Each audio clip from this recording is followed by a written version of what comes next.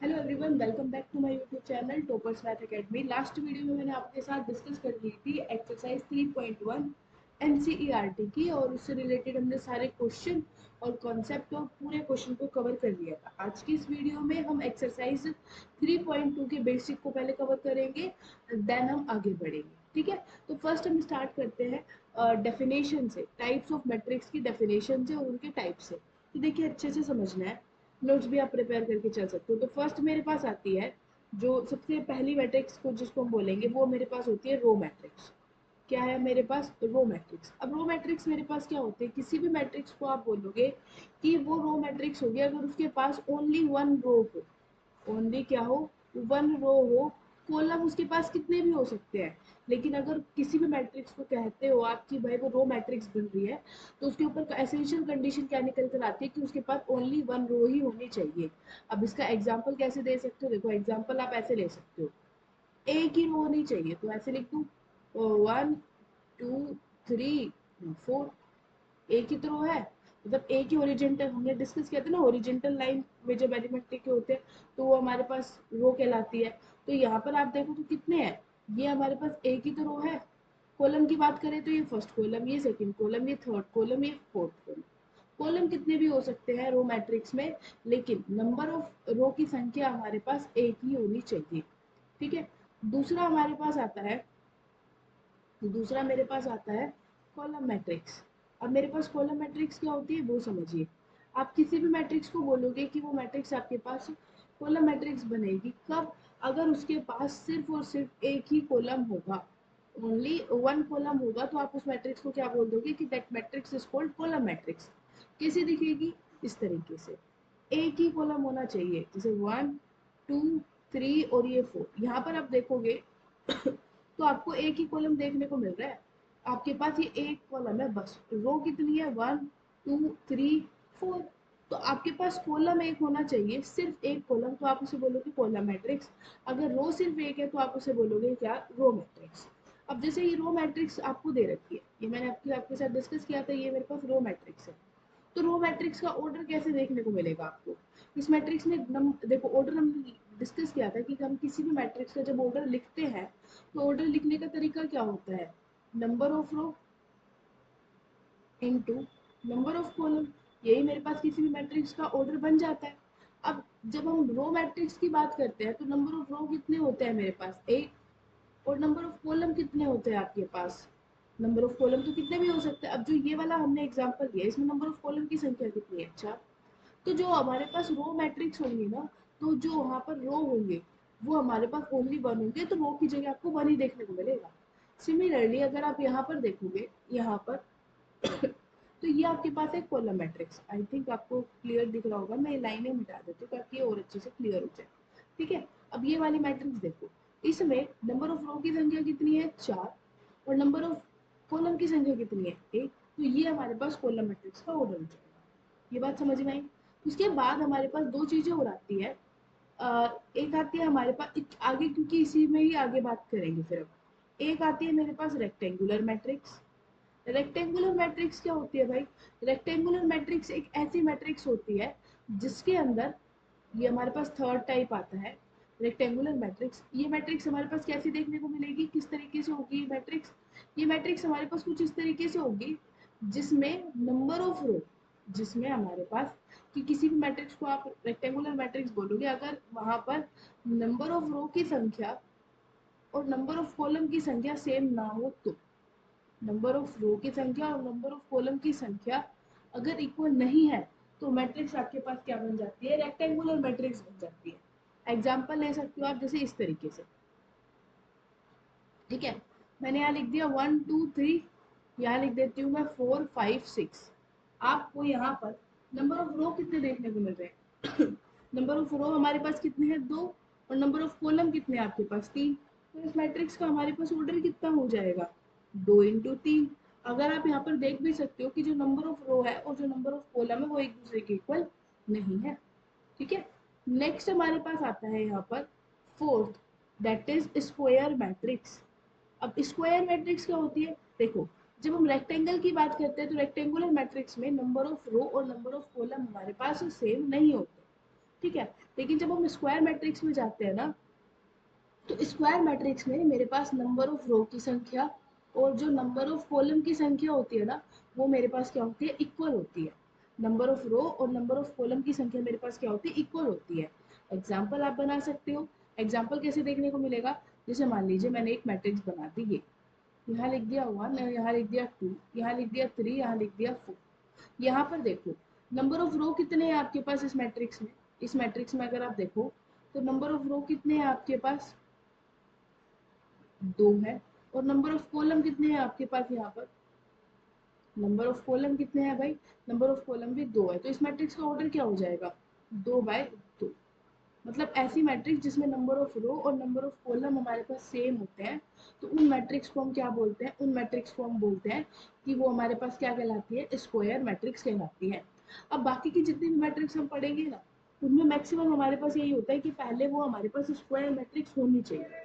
ठीक है, तो ये चीज समझ में आ गई कि स्क्वायर मैट्रिक्स क्या होती है। अब देखो कुछ और जरूरी बातें मैंने आपको बताया था, जैसे हम कोई भी मैट्रिक्स होती है, जैसे मैं जनरल मैट्रिक्स लिखती हूँ, ये मैं लिख ली, मैंने मैट्रिक्स लिख ली। मान लीजिए मैं एक स्क्वायर मैट्रिक्स बना रही हूँ 3/3 ऑर्डर की। 3/3 ऑर्डर का मतलब क्या है, जो नंबर ऑफ रो है मेरे पास और जो नंबर ऑफ कॉलम है वो दोनों इक्वल है। नंबर ऑफ रो और नंबर ऑफ कॉलम मेरे पास क्या है, इक्वल है। तो दोनों की संख्या कितनी है मेरे पास, 3 है। दोनों की संख्या कितनी है मेरे पास, 3 है। तो अब समझिए, अब मैं मैट्रिक्स में लिख कैसे सकती हूँ, ये मान लीजिए मेरे पास फर्स्ट रो है, तो फर्स्ट रो के एलिमेंट कैसे होंगे, A11, A12, A13। Second row के एलिमेंट कैसे होंगे, A21, यहाँ पर होगा 822, यहाँ पर होगा मेरे पास 823, यहाँ पर मेरे पास होगा 831, ये 832 और ये मेरे पास होगा 833। ये बात क्लियर हो गई, ऐसे एलिमेंट हमें देखने को मिलेंगे। तो यहाँ पर एक इम्पोर्टेंट थिंग है, वो आप समझिए। देखो एक एक टर्म हम यूज करेंगे, डायगोनल एलिमेंट। एक टर्म हम यूज करते हैं, डायगोनल एलिमेंट। अब डायगोनल एलिमेंट क्या होते हैं, डायगोनल एलिमेंट वो एलिमेंट होते हैं, जैसे आप एलिमेंट को लिखने के लिए, आप एलिमेंट को लिखने के लिए ए आई जे का यूज करते हो।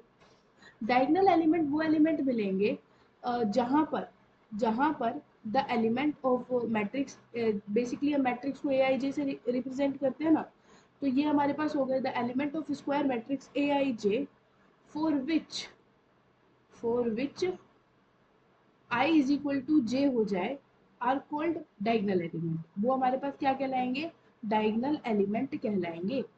ये बात समझ में आई है या नहीं आई, ये बात क्लियर हुई है या नहीं हुई, क्या बोला मैंने, मतलब आप एलिमेंट को तो जनरली हम ऐसे लिखते हैं ना, A11, A12, A13, A21, A22, A23, A31, A32, A33, आप ऐसे लिखते हो।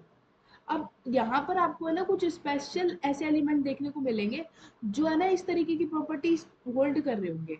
मतलब उनमें आई और जे की वैल्यू क्या होगी, सेम होगी। जैसे यहाँ देखो, जब आप 1 2 लिख रहे हो, तो यहाँ पर आई की जगह कितना है, 1 है, और जे की जगह कितना है, 2 है। ये दोनों तो इक्वल नहीं है, तो ये हमारे पास डायगोनल एलिमेंट नहीं है। लेकिन अगर आप यहाँ देखो A11, यहाँ पर आई और जे की वैल्यू दोनों की सेम है। सिमिलरली A22, यहाँ पर आई और जे की वैल्यू सेम है, वो 2 के इक्वल है। A33, यहाँ पर भी आई और जे की वैल्यू हमें सेम सेम देखने को मिल रही है। तो इन एलिमेंट को बोला जाता है डायगोनल एलिमेंट। जैसे अब इस मैट्रिक्स में कहूँ तो डायगोनल एलिमेंट क्या बनेंगे, डायगोनल एलिमेंट हमारे पास क्या होंगे, डायगोनल एलिमेंट हो जाएंगे मेरे पास जैसे A11, A22, A33। यही क्यों होंगे, क्योंकि इन तीनों एलिमेंट में मुझे देखने को मिल रहा है, यहाँ पर तीनों में मुझे देखने को मिल रहा है कि आई और जे क्या है, इक्वल। ये बात समझ में आ गई। ठीक है, अब क्या होता है, द लाइन जिसके अलोंग, जैसे मैंने एक स्ट्रेट लाइन ऐसे बना दी, इस लाइन के अलोंग ये तीनों एलिमेंट एग्जिस्ट कर रहे हैं ना, इस तीनों लाइन के ऊपर ये एलिमेंट आ रहे हैं। तो इस लाइन को, ये जो हमारे पास लाइन है ना, इस लाइन को बोला जाता है, इस लाइन को हम पढ़ते हैं, इस लाइन को बोलते हैं हम प्रिंसिपल डायगोनल। इसे हम क्या बोलते हैं, प्रिंसिपल डायगोनल बोलते हैं। अब इसे ही क्यों बोलते हैं प्रिंसिपल डायगोनल, क्योंकि प्रिंसिपल डायगोनल या फिर लीगल डायगोनल हमारे पास वो लाइन होती है जिसके अलोंग सारे के सारे जो हमारे पास डायगोनल एलिमेंट है वो लाई करते हैं। ये बात समझ में आई। और दूसरी बात हमें ध्यान रखनी है, जब भी हम डायगोनल एलिमेंट निकाल रहे होते हैं ना, तो डायगोनल एलिमेंट हमेशा हम किसी स्क्वायर मैट्रिक्स के ही निकाल रहे होते हैं। आप कभी भी डायगोनल एलिमेंट निकालने जाओगे तो आप ऐसा नहीं है कि आप रेक्टेंगल में फाइंड करोगे। रेक्टेंगल मैट्रिक्स में हमें नहीं देखने को मिलते। हमें जब भी डायगोनल एलिमेंट देखने को मिलते हैं तो मुझे किस में देखने को मिलते हैं वो एलिमेंट, हमेशा हमें स्क्वायर मैट्रिक्स में ही देखने को मिलते हैं। जैसे मैं आपके साथ एक क्वेश्चन डिस्कस करती हूँ, जैसे एग्जांपल ले लेती हूँ मैं एक मैट्रिक्स के बारे में। ये मैट्रिक्स मैंने ले ली, यहाँ पर एलिमेंट मान लीजिए 1 है, यहाँ पर 2 है और यहाँ पर मेरे पास 3 है, यहाँ 0 है, यहाँ 4 है, यहाँ पर मान लो 5 है। ठीक है, इसको हटा देती हूँ एक बार के लिए क्योंकि ये थोड़ी ज्यादा दूर बन गई। तो मैं यहाँ पर ये लिख दिया, यहाँ पर लिख लो 6, यहाँ पर 7 और यहाँ पर 8।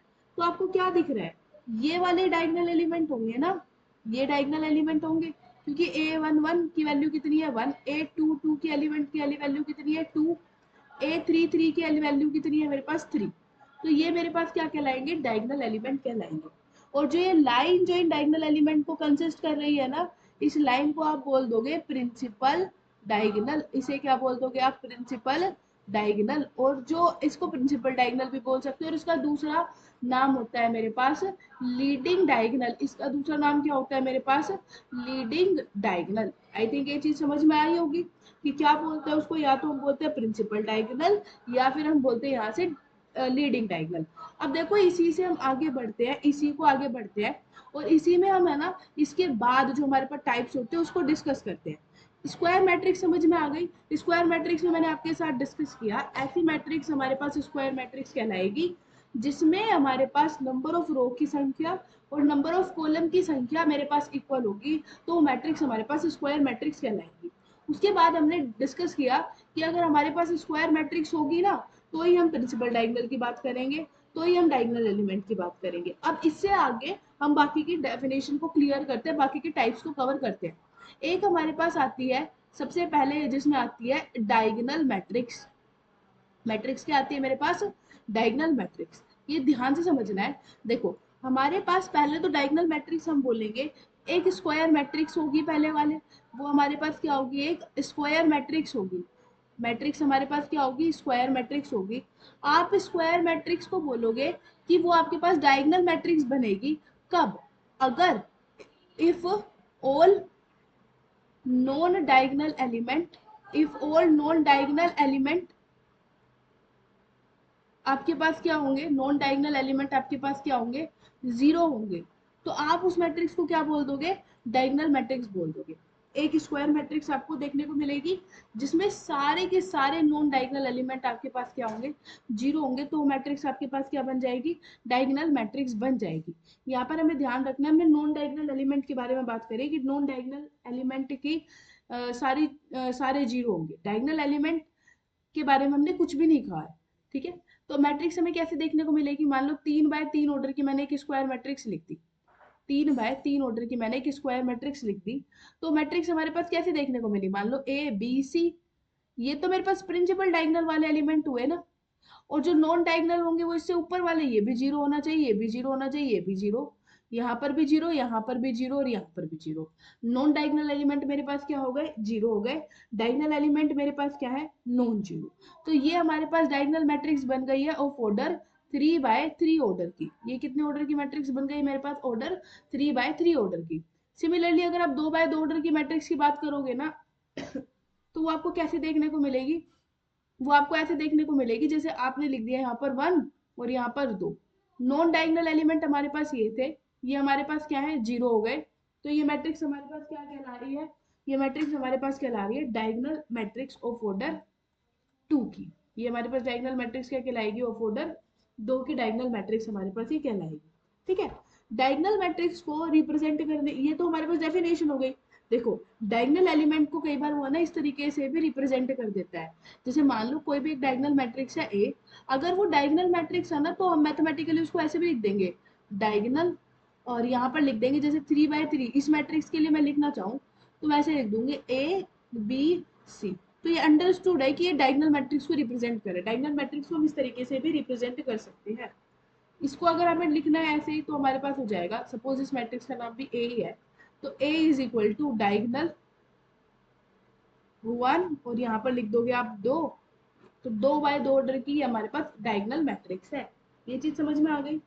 अब देखो पहली बात हमें ये ध्यान रखनी है यहाँ पर जो समझ हमें इम्पोर्टेंट है कि डायगोनल एलिमेंट के जो हमारे पास नॉन डायगोनल एलिमेंट होते हैं, जो डायगोनल मैट्रिक्स के जो हमारे पास नॉन डायगोनल एलिमेंट होते हैं, वो तो हमारे पास क्या होते हैं, ऑलवेज जीरो होते हैं। वो हमारे पास क्या होते हैं, ऑलवेज जीरो होते हैं।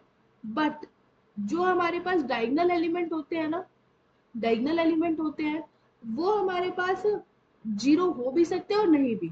मे और may not zero, may not, diagonal element हमारे पास जीरो हो भी सकते हैं और नहीं भी, मे नॉट जीरो। ये चीज समझ में आई है कि भाई डायगोनल एलिमेंट है, डायगोनल नॉन डायगोनल एलिमेंट है, वो तो सारे के सारे जीरो होंगे, लेकिन जो हमारे पास डायगोनल एलिमेंट है ना, वो जीरो हो भी सकते हैं और वो जीरो नहीं भी हो सकते, वो डिपेंड करता है। ये क्लियर हो गया। अब देखो, डायगोनल मैट्रिक्स अगर अच्छे से समझ में आ गई तो हम नेक्स्ट की तरफ बढ़ते हैं, क्योंकि नेक्स्ट इसी से रिलेट करके मैं आपको बताने वाली हूँ। नेक्स्ट हमारे पास आती है, अब जो नेक्स्ट आती है हमारे पास, इस देखो, वो आती है स्केलर मैट्रिक्स। क्या आती है मेरे पास, स्केलर मैट्रिक्स। अब स्केलर मैट्रिक्स क्या होती है ये समझो। डायगोनल मैट्रिक्स हमें समझ में आया। अब मान लो कोई भी हमें एक स्क्वायर मैट्रिक्स दे रखी है, आपको क्या गिवन करके दे रखी है, एक स्क्वायर मैट्रिक्स गिवन करके दे रखी है, ठीक है। आप कहोगे कि ये स्क्वायर मैट्रिक्स आपके पास क्या बनेगी, स्केलर मैट्रिक्स बनेगी। इस पहली बात हमारे पास कैसी होनी चाहिए, मैट्रिक्स मेरे पास स्क्वायर मैट्रिक्स होनी चाहिए। आप उस स्क्वायर मैट्रिक्स को कहोगे कि वो आपके पास स्केलर मैट्रिक्स बनेगी, लेकिन उसके ऊपर क्या कंडीशन होती है, कंडीशन उसके पास ये होती है कि if all diagonal element, all diagonal all diagonal element has a same value। भाई सारे के सारे डायगोनल एलिमेंट की वैल्यू क्या होनी चाहिए, सेम होनी चाहिए। और उसी के साथ नॉन डायगोनल एलिमेंट, जो मेरे पास नॉन डायगोनल एलिमेंट है, वो मेरे पास क्या होने चाहिए, ऑल जीरो होने चाहिए। ये चीज समझ में आई है। क्या बोला कि भाई कोई भी स्केलर मैट्रिक्स है, वो आप वो क्या बोलोगे कि वो स्केलर है, पहली मैट्रिक्स, पहली बात तो सबसे पहली कंडीशन क्या है, जब आप किसी भी मैट्रिक्स को स्केलर मैट्रिक्स बोल रहे हो ना, तो पहली प्राइमरी कंडीशन क्या है, वो मैट्रिक्स स्क्वायर होनी चाहिए। अगर स्क्वायर ही नहीं है तो हम चेक ही नहीं करेंगे कि वो स्केलर है या नहीं। स्केलर हमने देखा कि भाई स्क्वायर मैट्रिक्स है, स्क्वायर मैट्रिक्स चेक करने के बाद आप देखोगे कि अच्छा ये स्क्वायर है, तो अगर ये स्केलर बनना है तो कंडीशन क्या होगी, सारे के सारे जो डायगोनल एलिमेंट हैं उनकी वैल्यू सेम होनी चाहिए, और जो नॉन डायगोनल एलिमेंट है वो जीरो होने चाहिए। कैसे बना सकते हो, देखो ऐसे, मैं तीन ऑर्डर की बना रही हूँ, तीन ऑर्डर की बना रही हूँ, तो मान लो यहाँ मैंने दो लिख दिया, यहाँ मैंने दो लिख दिया, यहाँ मैंने दो लिख दिया, zero zero zero, zero zero zero. तो आपको यहाँ से देखने को मिल रहा है कि भाई मेरे पास डायगोनल एलिमेंट कौन से है, ये वाले है ना, जिनपे मैंने ये येलो कलर किया है। और इन सब की वैल्यू कितनी है मेरे पास, इन सब की वैल्यू कितनी है, टू टू टू। मतलब सारे के सारे डायगोनल एलिमेंट सेम वैल्यू ले रहे हैं, और जो नॉन डायगोनल एलिमेंट है उनकी वैल्यू मेरे पास क्या है, जीरो। तो ये मैट्रिक्स मेरे पास कैसी बन जाएगी, स्केलर मैट्रिक्स बन जाएगी। अब यहाँ पर देखो, स्केलर मैट्रिक्स के साथ ही मैं आपको आइडेंटिटी मैट्रिक्स भी बता देती हूँ यहीं पर ही। आइडेंटिटी मैट्रिक्स कब बनती है, आइडेंटिटी मैट्रिक्स हमारे पास बनती है, मतलब स्केलर का ये एक स्पेशल केस है। अगर आप फिक्स कर दो ना, जैसे स्केलर मैट्रिक्स में हमने कहा कि स्केलर मैट्रिक्स बनेगी जब डायगोनल एलिमेंट के ना एंट्री हमारे पास सेम होनी चाहिए और नॉन डायगोनल एलिमेंट जीरो होने चाहिए, तो स्केलर बनेगी। लेकिन स्केलर में ही मैं अगर ये कंडीशन फिक्स कर दूं ना कि डायगोनल एलिमेंट मेरे पास क्या हो, डायगोनल एलिमेंट सारे के सारे मेरे पास वन हो, और जो नॉन डायगोनल है वो सारे के सारे मेरे पास क्या हो, जीरो हो जाए, तो भाई वो मेरे पास क्या बन जाती है, आइडेंटिटी मैट्रिक्स। कैसे बना सकती हूँ ये समझो, तीन बाय तीन ऑर्डर की मैं मैट्रिक्स बना रही हूँ, आइडेंटिटी मैट्रिक्स। तो यहाँ पर वन, यहाँ पर वन, यहाँ पर वन, यहाँ पर जीरो, यहाँ पर जीरो, यहाँ पर जीरो, ये जीरो, ये जीरो, ये जीरो। तो ये कितने ऑर्डर की बन गई, तीन बाय तीन ऑर्डर की क्या बन गई, आइडेंटिटी मैट्रिक्स बन गई। ये चीज क्लियर हुई। अब मेरा क्वेश्चन आपसे ये है कि जो डायगोनल मैट्रिक्स है, वो तो अब देखो यहाँ से क्या ऑब्जर्व करने वाली बात है, क्वेश्चन क्या बन सकता है, ट्रिकी सा क्वेश्चन बन सकता है। तो डायगोनल जो मैट्रिक्स है मेरे पास, डायगोनल मैट्रिक्स है, भाई वो मैट्रिक्स तो मेरे पास क्या बन सकती है, डायगोनल मैट्रिक्स है, तो उस मैट्रिक्स को मैं कह सकती हूँ कि वो मेरे पास डायगोनल मैट्रिक्स है, तो वो मेरे पास स्केलर बनेगी या नहीं, ये मैं नहीं कह सकती। लेकिन अगर मेरे पास स्केलर मैट्रिक्स है, लेकिन अगर मेरे पास क्या है, स्केलर मैट्रिक्स है, या फिर आपके पास आइडेंटिटी मैट्रिक्स है, तो आप डायरेक्टली बोल सकते हो कि अगर स्केलर है या फिर आइडेंटिटी है, दिस इम्प्लाइज ये आपके पास क्या बन जाएगी, ऑलवेज डायगोनल मैट्रिक्स बन जाएगी। उल्टा नहीं आ सकते, क्योंकि आइडेंटिटी बनने के लिए या फिर स्केलर बनने के लिए डायगोनल मैट्रिक्स की जो एलिमेंट है उनको एक कंडीशन सेटिस्फाई करनी पड़ेगी, और वो कंडीशन क्या है, सारे के सारे एलिमेंट सेम। ये चीज क्लियर हो गई होगी सभी को, ठीक है। अब देखो नेक्स्ट हमारे पास आता है इसी में द लास्ट टाइप जो हम सीखते हैं, दैट इज हमारे पास ट्राइंगुलर मैट्रिक्स। ये भी इम्पोर्टेंट है हमारे पास। नेक्स्ट मेरे पास क्या आती है, ट्राइंगुलर ट्राइंगुलर मैट्रिक्स आती है। ट्राइंगुलर मैट्रिक्स हमारे पास क्या होती है, अब देखो हमारे पास हम बोलते हैं किसी भी मैट्रिक्स को हमारे पास ट्राइंगुलर मैट्रिक्स बोलेंगे। अब देखो ट्राइंगुलर का मतलब क्या होता है, जो ट्राइंगल जैसी शेप बन रही हो। अभी ट्राइंगुलर मैट्रिक्स हमारे पास किस तरीके से हो सकती है, अब मान लो आपने एक मैट्रिक्स लिखी कुछ इस तरीके से ए बी सी, और यहाँ लिख दिया आपने डी ई, और यहाँ पर एफ, यहाँ पर जीरो, यहाँ पर जीरो, ये जीरो। तो आप देखो यहाँ पर आपको दिखने को मिल रहा है कि यहाँ पर ये ट्राइंगल सा फॉर्म हो रहा है ऊपर, ठीक है। लेकिन अगर आप इसके प्लेस पर कुछ ऐसा लिख दो, मान लो ये है आपके पास, ये है आपके पास ए बी सी, यहाँ पर डी, और यहाँ पर ई, और यहाँ पर एफ, यहाँ पर जीरो, यहाँ पर जीरो, यहाँ पर जीरो, ठीक है। तो आपको क्या देखने को मिल रहा है, यहाँ पर आपको नीचे एक ट्रायंगल फॉर्म हो रहा है, ये आपके पास ऊपर ट्रायंगल फॉर्म हो रहा है, ये आपके पास नीचे ट्रायंगल फॉर्म हो रहा है। तो जब इस तरीके की हमें फॉर्म से दिखाई देती है ना किसी मैट्रिक्स में, हम इस तरीके से ट्रायंगल फॉर्म कर पा रहे हो, तो वो हमारे पास कहलाती है ट्रायंगुलर मैट्रिक्स। लेकिन अब उसको ध्यान से समझो, अगर इस तरीके से ट्रायंगल फॉर्म हो रहा होता है ना, हमारे पास ये वाला फॉर्मेट हो रहा होता है, तो ये हमारे पास कहलाती है क्या, अपर ट्रायंगुलर मैट्रिक्स। ये आपके पास क्या कहलाएगी, अपर ट्रायंगुलर मैट्रिक्स कहलाएगी। और अगर इस तरीके का फॉर्म हो रहा हो, तो ये हमारे पास क्या कहलाएगी, लोअर ट्रायंगुलर मैट्रिक्स। ये हमारे पास क्या कहलाएगा, लोअर ट्रायंगुलर मैट्रिक्स कहलाएगी। ये चीज समझ में आई। ये हमारे पास फर्स्ट केस में हमारे पास क्या बनेगी, अपर ट्रायंगुलर मैट्रिक्स, और जो ये हमारे पास फर्स्ट केस है, और ये हमारे पास सेकंड केस में क्या बनेगी, हमारे पास लोअर ट्रायंगुलर मैट्रिक्स। अब समझो इसको डेफिनेशन से मैं आपको समझा देती हूँ। अपर ट्रायंगुलर मैट्रिक्स हमारे पास क्या होगी, क्या बोल सकते हैं। अपर ट्रायंगुलर हमारे पास, पहले तो देखो जब भी आप अपर ट्रायंगुलर की बात कर रहे हो और लोअर ट्रायंगुलर की बात कर रहे हो, ये हमें ध्यान रखना है कि वो मैट्रिक्स हमारे पास स्क्वायर होनी चाहिए। अगर हमारे पास स्क्वायर नहीं है ना, तो हम किसी की भी बात नहीं कर सकते। ये सारी बातें हम तभी कर पा रहे हैं जब दी गई मैट्रिक्स आपके पास स्क्वायर मैट्रिक्स है। तो अगर स्क्वायर मैट्रिक्स हो और उसमें हमें क्या मिला, स्क्वायर मैट्रिक्स हो प्लस हमारे पास प्रिंसिपल डायगोनल होगा, स्क्वायर मैट्रिक्स है तो प्रिंसिपल डायगोनल होगा। प्रिंसिपल डायगोनल के नीचे के all element below the principal diagonal principal diagonal, अगर मेरे पास जीरो हो, are zero is called upper triangular matrix. उस मैट्रिक्स को क्या बोल दोगे, अपर ट्रायंगुलर मैट्रिक्स। अगर प्रिंसिपल डायगोनल के नीचे के सारे एलिमेंट जीरो, देखो ये हमारे पास प्रिंसिपल डायगोनल था, यही तो हमारे पास प्रिंसिपल डायगोनल था, यही तो है हमारे पास प्रिंसिपल डायगोनल। ये आपको क्या देखने को मिल रहा है, ये आपको देखने को मिल रहा है प्रिंसिपल डायगोनल। और इसके नीचे एलिमेंट क्या है मेरे पास, ये वाला एलिमेंट है, और इन सब की वैल्यू क्या है, जीरो। तो ये मैट्रिक्स आपके पास क्या कहलाएगी, अपर ट्रायंगुलर मैट्रिक्स। सिमिलरली मैं लोअर ट्रायंगुलर मैट्रिक्स को रिप्रेजेंट कर सकती हूँ। लोअर ट्रायंगुलर मैट्रिक्स आपके पास क्या कहलाएगी, जैसे ये हमारे पास प्रिंसिपल डायगोनल एलिमेंट है ना, तो प्रिंसिपल डायगोनल के ऊपर के सारे अगर एलिमेंट जीरो हो, तो फिर आपके पास वो क्या कहलाएगा, लोअर ट्रायंगुलर मैट्रिक्स कहलाएगा।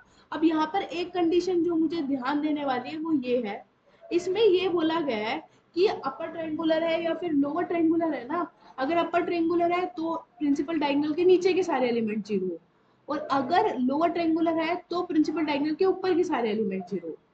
अब यहाँ पर ये नहीं बोला गया कि प्रिंसिपल डायगोनल के जैसे अब अगर हम अपर ट्रायंगुलर में बात करें ना, ये वाली कंडीशन मस्ट है, ये वाली जो कंडीशन है ना ये मस्ट है कि ऐसा होना चाहिए।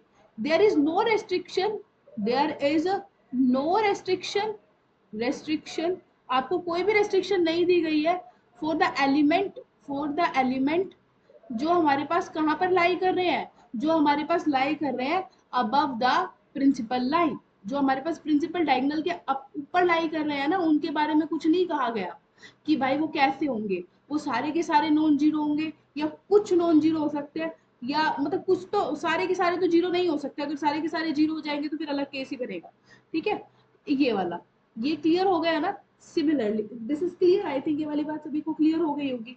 ठीक है, देखो नेक्स्ट मैं आपके साथ डिस्कस करती हूँ इसी में एक और चीज, एक और मैट्रिक्स के बारे में मैं आपके साथ डिस्कस करती हूँ। आई थिंक ये सब चीज आपको क्लियर हो गई होगी। ठीक है, मैं इसको इरेज कर रही हूँ, आई होप आपने लिख लिया होगा। नेक्स्ट हमारे पास आती है जीरो मैट्रिक्स। जीरो मैट्रिक्स क्या होती है? जीरो मैट्रिक्स बोल सकते हो या फिर आप नल मैट्रिक्स बोल सकते हो, दोनों बातें सेम है।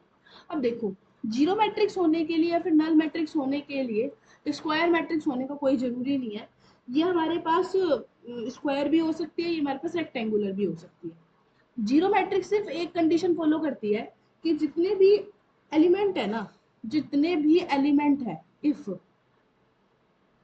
ईच ऑफ इट्स एलिमेंट है, ईच ऑफ इट्स एलिमेंट, बस वो मेरे पास क्या होने चाहिए? जीरो होने चाहिए।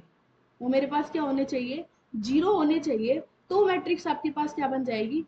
जीरो मैट्रिक्स बोलते हैं ना, जैसे वन ऑर्डर की होगी तो ये, मान लो 2 बाय 3 ऑर्डर की है, 2 रो है और 3 कॉलम है, तो कैसी होगी? 0 0 0 0 0 0। अगर स्क्वायर है, जैसे मान लो 2 बाय 2 ऑर्डर की है, तो वो कैसे हो जाएगी? इस तरीके से हो जाएगी।